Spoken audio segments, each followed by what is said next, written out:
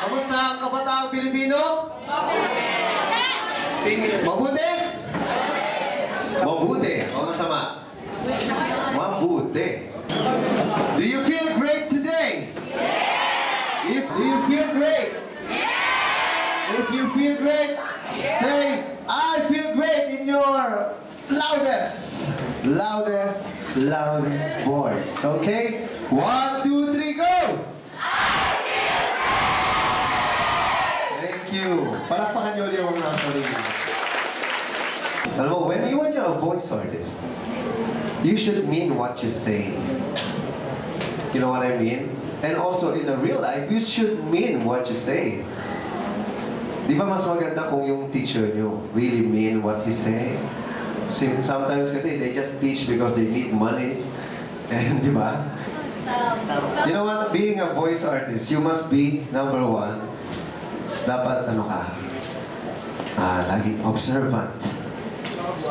Alam niyo yung observant? Observant. Hindi mo pwede pag sinabi ko nasa likod ka ng mikropono. O dapat boses, ano ka? Palaka. Hindi po ganun yung boses ko, sir. Umayas ka dyan. You only have one chance, especially if I am your director. I kick ass. I make people cry inside the booth. Literally.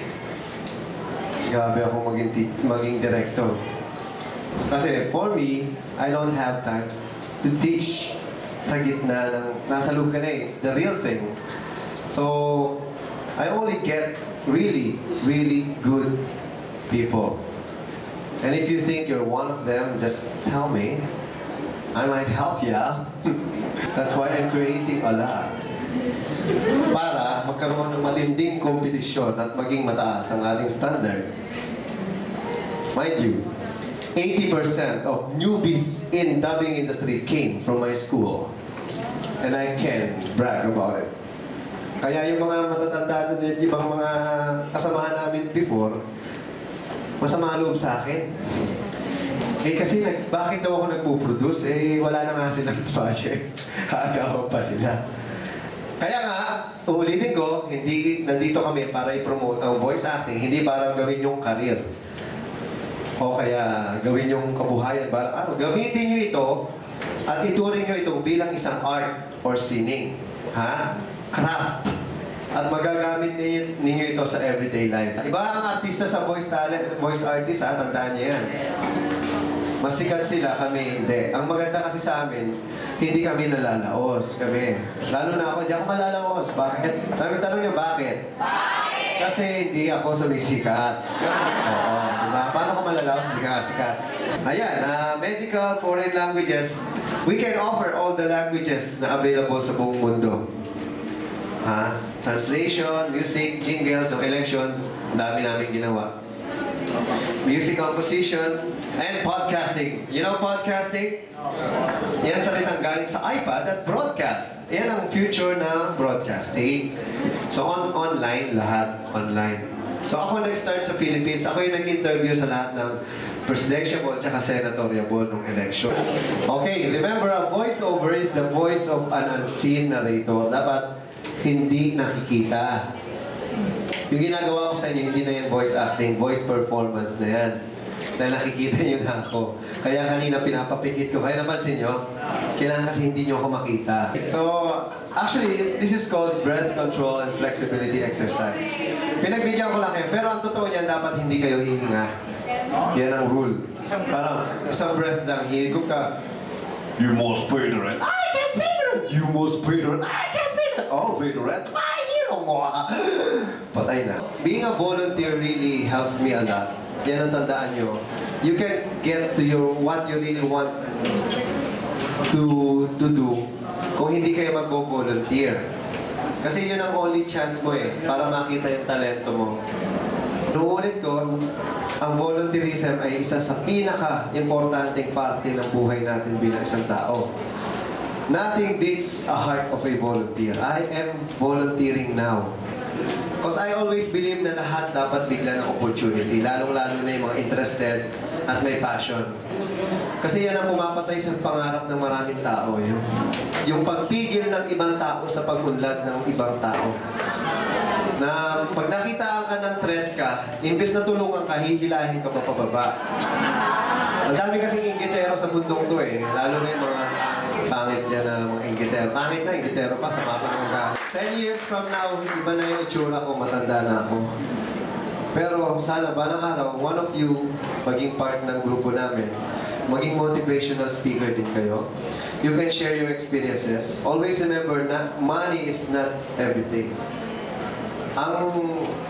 Ang success, napaka-subjective niyan. Hindi ibig sabihin milyonaryo ka, nanalo ka sa loto. Successful ka na. Hindi ibig sabihin nasa posisyon ka at marami kang proyekto ay magaling ka na. Pwede sip-sip ka o malakas ka. Pero tayo bilang isang individual na tao, napakalaking bagay ang pwede nating magawa sa sarili natin at sa kapwa natin. Hindi naman natin kailangan baguhin ang buong sistema eh.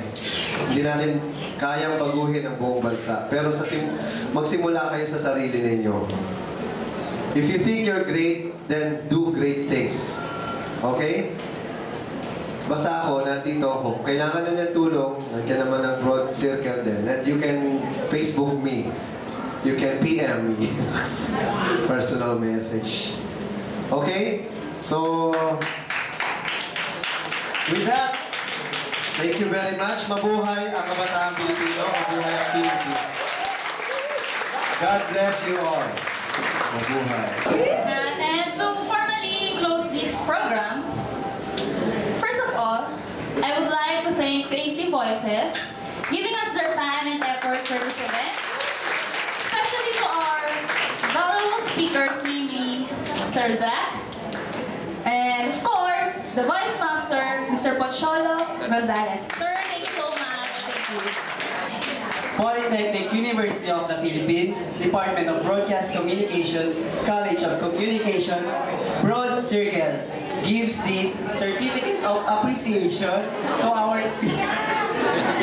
For his significant contribution in the voice acting workshop December 8, 2010 as guest speaker held at the Audio Video Visual Room, COC Campus, Anona Street, Santa Mesa, Manila. Signed, Tony Balosa, Project Head of the Voice Acting Workshop. I myself, Michael Deniso, Chairman of the Broad Circle. Professor Malaya Abadilla Igod, Advisor of the Broad Circle. And Professor Angelina Iburican, the Dean of the College of Communication.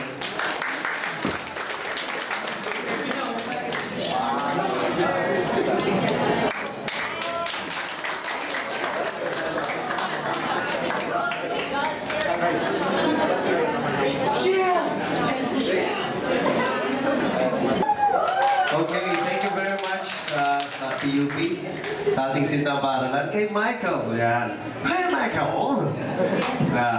Actually, gusto ko rin samantalin ang pagkakataon to na i-announce sa inyo na from now on, Creative Voices Production and the Philippine Center for Voice Acting is now an official partner of Broad Circle. So ngayon, kung kailangan nyo ng tulong ng recording studio, I'm giving it for free.